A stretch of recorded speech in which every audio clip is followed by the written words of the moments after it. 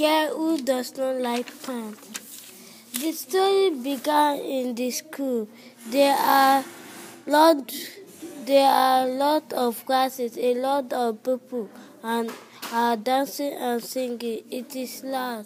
One day, there was a girl named Yemi who played with pants. Her parents bought her 5 pounds to wear to school, but her mother bought her 5 pounds to wear to school, so she turned it off.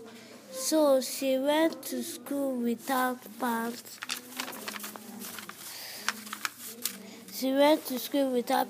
The teacher said that I am going to take your part of your body.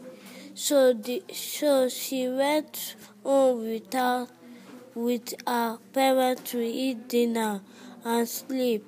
So she woke up because of her teacher. The next day, her teacher checked her pants. So the teacher called her parents that your girl did not wear pants. So everybody was angry. So a newcomer came to her class whose name Ruth. A boy came to her to be friends.